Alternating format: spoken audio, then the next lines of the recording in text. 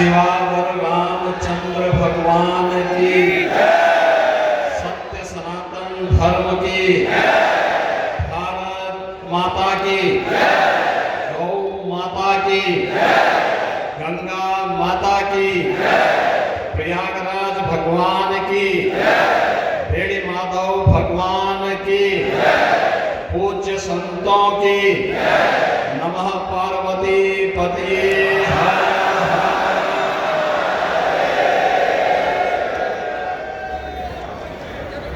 आज के इस विराट संत सम्मेलन में जिनका सानिध्य और आशीर्वाद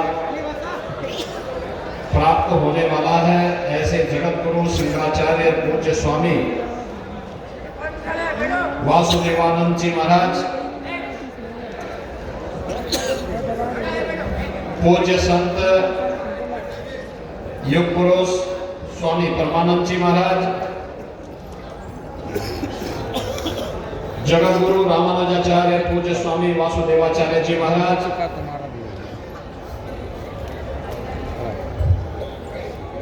आचार्य महामंडलेश्वर पूज्य स्वामी बालकानंद जी गिरी जी महाराज,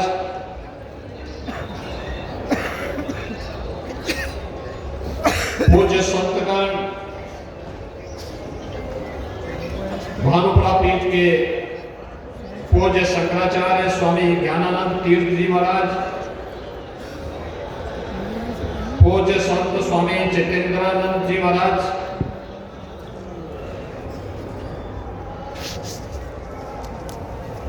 पूज्य स्वामी विवेकानंद जी महाराज,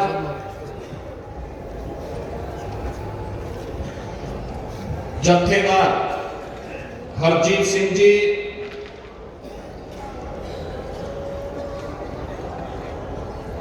श्री पोचे जी, मंच पर उपस्थित और देश के अलग अलग क्षेत्रों से यहां पर उपस्थित भारत के सनातन परंपरा से जुड़े हुए विभिन्न पंथ और संप्रदायों के हमारे पूज्य आचार्य और पूज्य संतजन, महाकुंभ प्रयागराज में मैं उत्तर प्रदेश सरकार की ओर से आप सभी पूज्य आचार्यों का, पूज्य संतों का महाकुंभ नगर में हृदय से अभिनंदन करता हूं, स्वागत करता हूं।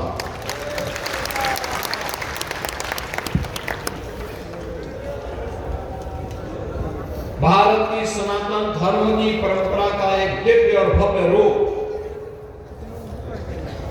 महाकुंभ नगर से पूरी दुनिया देख रही है।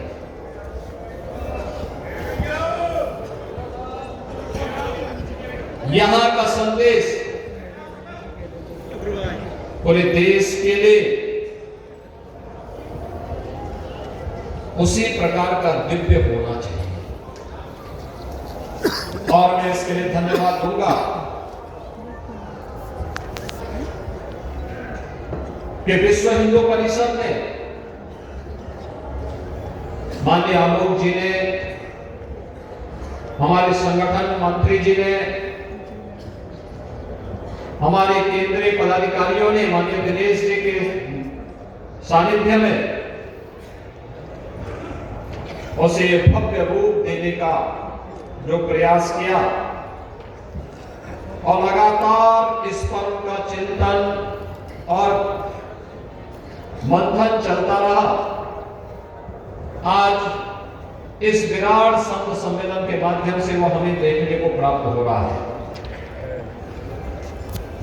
याद करिए 1980 के बाद जब भी कोई कुंभ और महाकुंभ का आयोजन हुआ,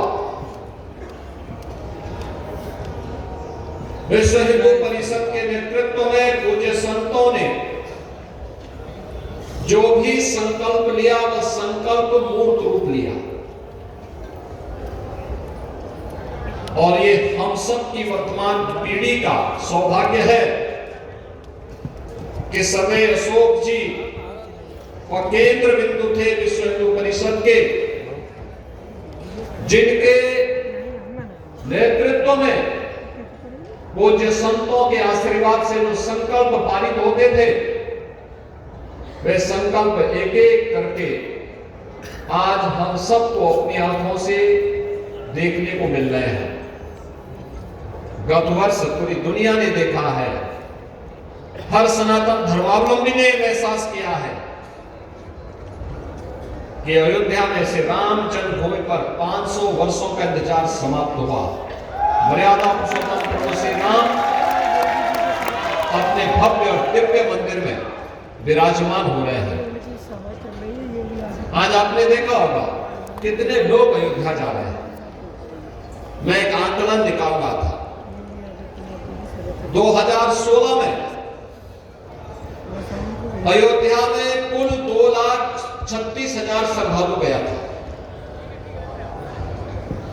और जब हम लोग 2024 का आंकड़ा देख रहे थे, 2024 में संख्या बढ़कर के 12 से 15 करोड़ पहुंच गई। कितना भव्य रूप है। एक नई अयोध्या के दर्शन हो रहे हैं, एक नई काशी के दर्शन हो रहे हैं। प्रयागराज के स्नेह कुंभ में भव्य और दिव्य कुंभ का दर्शन हो रहा है। आस्था और आधुनिकता एक साथ दिखाई दे रही है। अविरल और निर्मल गंगा के दर्शन हो रहे हैं। ये सब इन साधना का परिणाम है, ये संकल्प का मूर्त रूप है।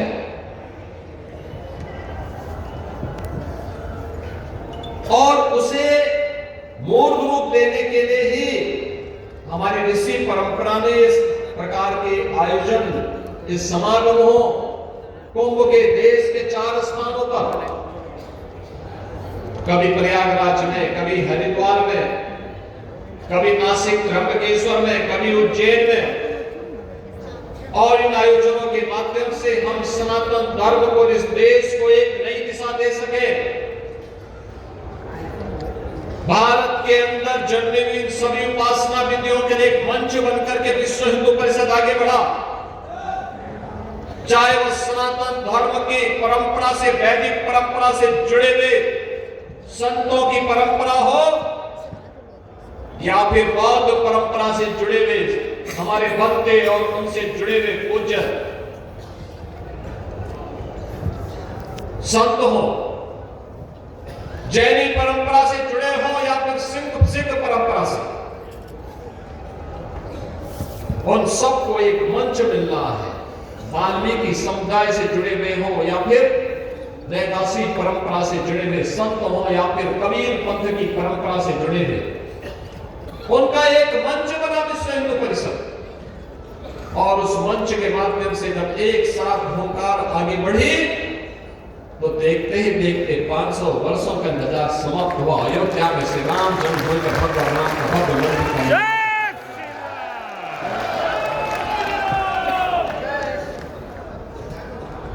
अब याद करिए, 500 वर्षों में हमारी पीढ़ी सबसे सौभाग्यशाली है कि हम अपनी भौतिक चक्षुओं से अयोध्या का यह मूर्त स्वरूप, एक दिव्य अयोध्या का देखने में समर्थ है। लेकिन हमारी दर्जनों पीढ़ियां ऐसी थी जिन्होंने अयोध्या को इस रूप में नहीं देख पाई। उनकी इच्छा थी, लेकिन वो पूरी नहीं हो पाई। आज भी है। हम सब जब अयोध्या के दर्शन करते हैं तो अपने पूर्वजों को भी उसके माध्यम से स्मरण करते हैं, उनके प्रति श्रद्धा व्यक्त करते हैं। प्रभु राम के श्री चरणों में जब हम लोग नमन करते हैं, केवल अपनी ओर से नहीं करते, अपनी पूरी परंपरा की ओर से करते हैं। और मैंने तो दृश्य भी देखा है, जब 23 जनवरी को 22 जनवरी को प्राण प्रतिष्ठा आदरणीय प्रधानमंत्री श्री नरेंद्र मोदी जी के कर कमलों से संपन्न होता है। सभी सरसंघ चालक जी भी इस आयोजन में उपस्थित थे। देश का नेतृत्व वर्ग पूज्य संतों के सानिध्य में वहां पे उपस्थित था। लेकिन 23 जनवरी से जब श्रद्धालुओं के लिए मंदिर दर्शन के लिए खुला, भीड़ भाव हो गई थी, अपेक्षा से ज्यादा भीड़ थी, और मुझे वहां व्यवस्था के लिए आना पड़ा था। तब मैं देख रहा था क्या अभिभूत थे लोग। कोई राम मंदिर का पिलर पकड़ करके, कोई जमीन पे लुढ़क करके आंखों से आंसू बहाता हुआ अपने पूर्वजों का स्मरण कर रहा था। यही दिन देखने के लिए तो हमने जीवन जिया था, हमारे पूर्वजों ने जीवन जिया था, आगे बढ़ा था, हमें एक प्रेरणा दे करके चले गए। आज हमें दृश्य देख रहे हैं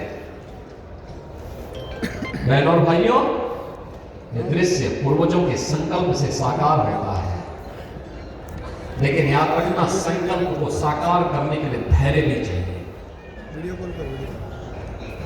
उस प्रकार का सत्संकल्प भी चाहिए। उतावलापन से सब सिद्धि नहीं होती है। सिद्धि के लिए हमें धैर्य आवश्यक है। सनातन धर्म एक विराट वट वृक्ष है। सनातन धर्म की तुलना किसी झाड़ी से नहीं हो सकती है, याद रखना।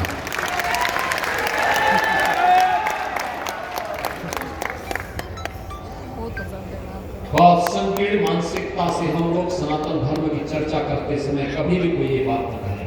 याद रखना, सिख गुरुओं ने इस बात को कहा था, गुरु गोविंद सिंह जी महाराज ने कहा था, सकल जगत में खालसा पंथ गाजे, जगे धर्म हिंदू सकल भंड राजे। गुरु गोविंद सिंह जी महाराज ने इसी धर्म के लिए अपने आप को बलिदान किया था। अपने 4 पुत्रों को इस सनातन धर्म के लिए बलिदान किया था।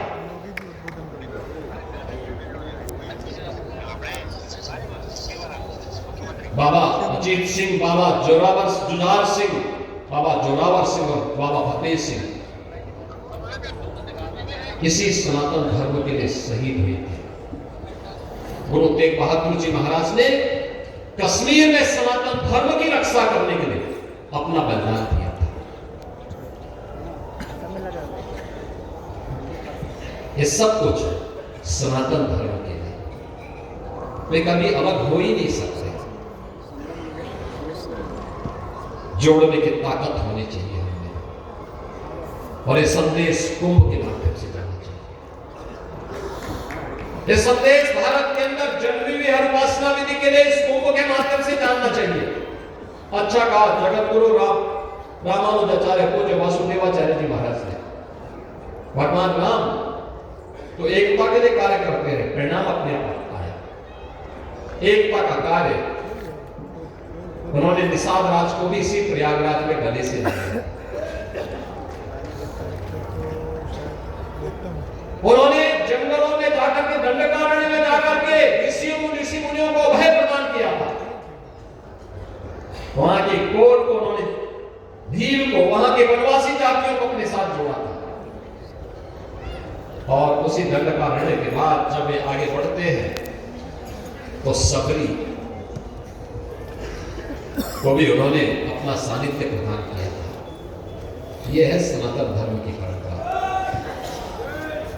और कुंभ का संदेश नहीं होना चाहिए, एकता का संदेश जाना चाहिए पूरे देश के अंदर।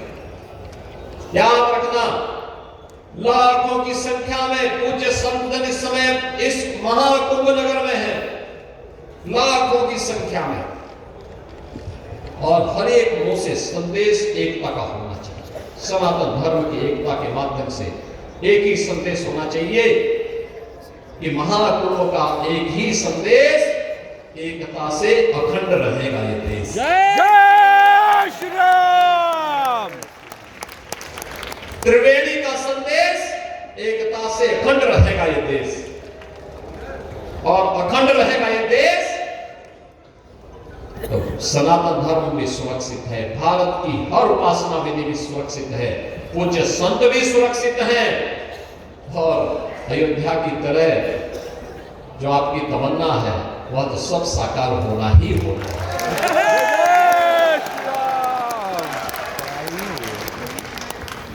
याद रखना, ये सदी भारत की सदी है, और जब भारत की सदी है तो समग्रता की होनी चाहिए, समग्रता की। भारत आर्थिक उन्नति के नित्य नए प्रतिमान को स्थापित कर रहा है, क्योंकि प्रधानमंत्री मोदी जी के नेतृत्व में उस प्रकार की योजनाएं बनाई गई हैं। भारत विकास के बड़े बड़े कार्यों को आगे बढ़ा रहा है। इंफ्रास्ट्रक्चर के highway, expressway, railway, rapid rail, metro, world class institution और इंडस्ट्रीज बन रही है। IIT, IIM, एम्स, अच्छे विश्वविद्यालय बन रहे हैं। वेलफेयर की स्कीम बन रही है। गरीब के लिए मुफ्त में भोजन की व्यवस्था हो रही है। याद करिए, 4 करोड़ गरीबों के मकान बन गए हैं, 12 करोड़ गरीबों के लिए शौचालय बन गए हैं, 12 करोड़ किसानों को प्रधानमंत्री किसान सम्मान निधि का लाभ प्राप्त हो रहा है।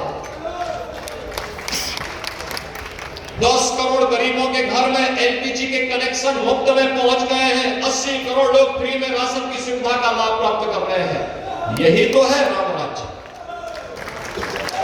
यही है राम राज्य। 50 करोड़ लोग हर वर्ष 5 लाख रुपए की स्वास्थ्य बीमा मुफ्त में प्राप्त कर रहे हैं। कोई भेदभाव नहीं, न जाति का भेद है, न क्षेत्र का भेद है, न भाषा का भेद है, न मत और मजहब का भेद है।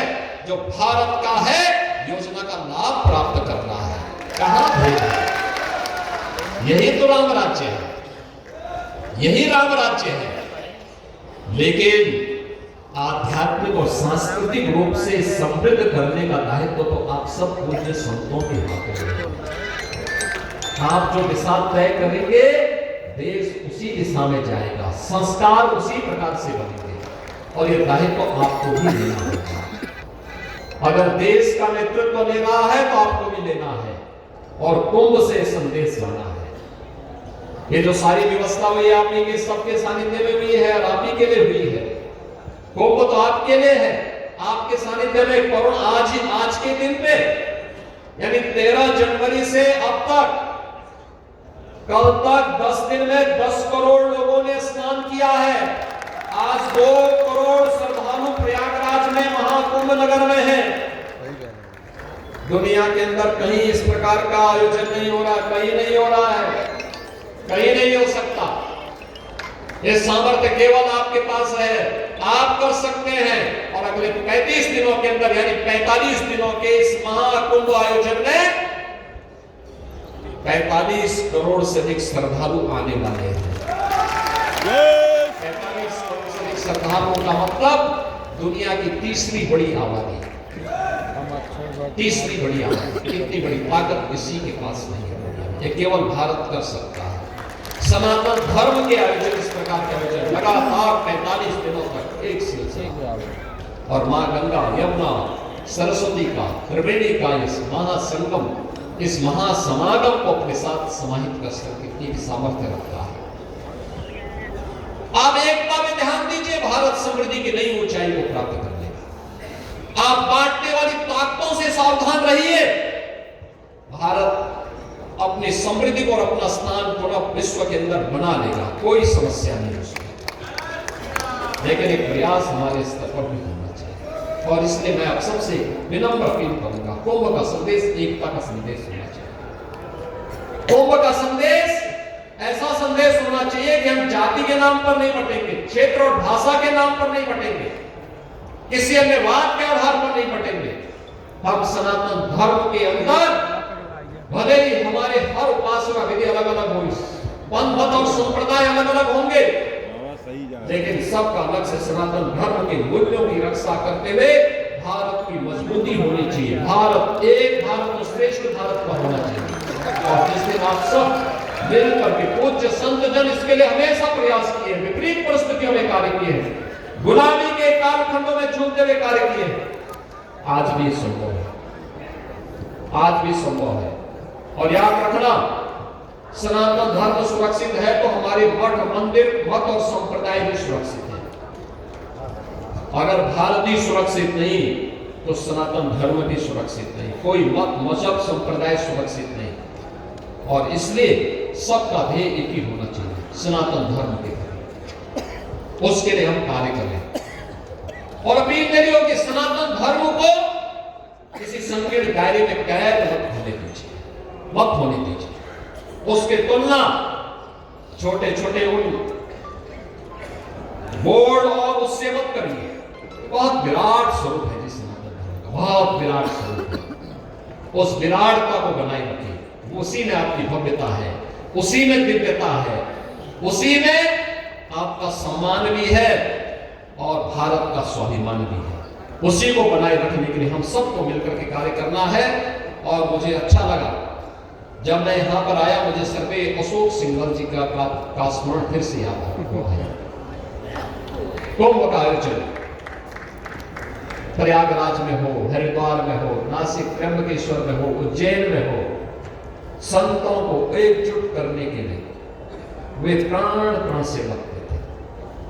सामान्य दिनों में भी एक ही चिंता करते थे, वे कोई भेद नहीं करते थे।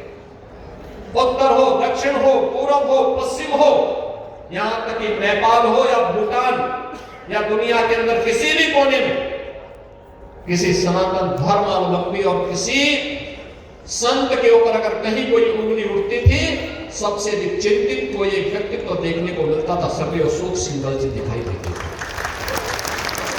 आज भौतिक रूप से हमारे बीच में नहीं है, लेकिन इस अवसर पर महाकुंभ के इस नगर में मैं उनके प्रति उनकी स्मृतियों को नमन करता हूं, उन्हें विनम्र श्रद्धांजलि अर्पित करता हूं। आज उनकी आत्मा प्रफुल्लित हो रही होगी आपको देख करके। अयोध्या में राम जन्मभूमि पे अपने संघर्षों को मूर्त रूप लेते हुए देखते हुए और पूज्य संतों का, चाहे वह मेरे पूज्य गुरुदेव महंत वैद्यनाथ जी महाराज हो या फिर पूज्य परमहंस रामचंद्र दास जी महाराज हो, पूज्य स्वामी वामदेव जी महाराज हो, शंकराचार्य की हमारी परंपरा में पूज्य स्वामी वासुदेवानंद जी महाराज, उनके पूज्य गुरुदेव की परंपरा, ये पूरी की पूरी परंपरा राम जन्मभूमि के लिए अपना पूरा जीवन समर्पित किया और आज उसकी सफलता हमारे सामने है। मंत्र एक ही था, एकता का, एकता का।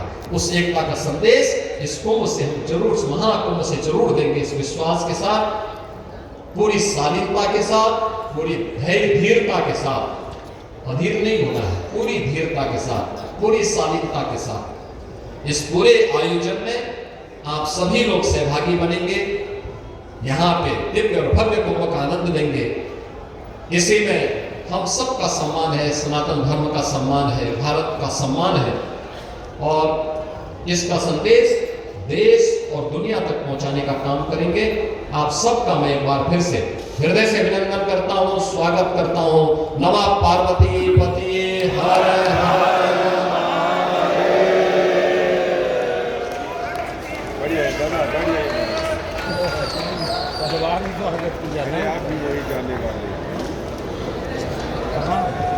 धन्यवाद पूज्य योगी जी।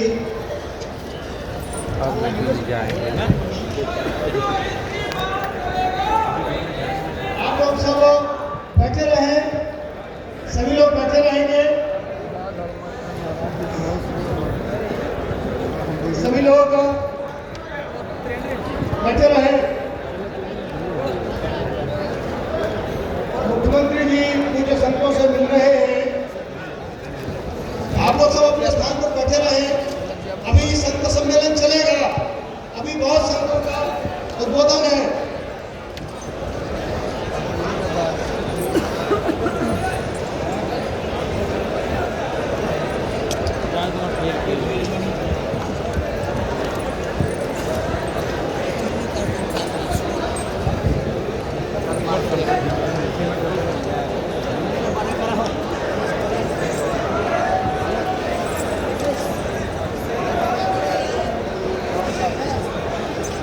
अपने स्थान न छोड़े, अपने स्थान पर रहे। अभी संत सम्मेलन चलेगा।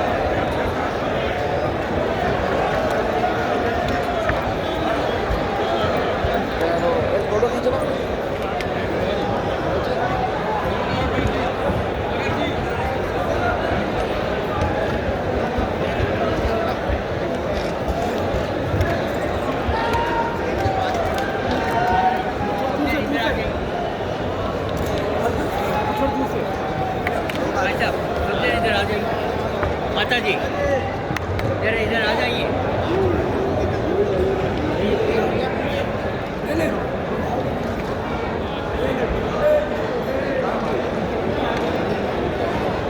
कृपया अपने अपने स्थान पर विराजिए संत सम्मेलन शुरू रहेगा अनेक पूज्य महात्माओं का मार्गदर्शन भी होना है कृपया अपने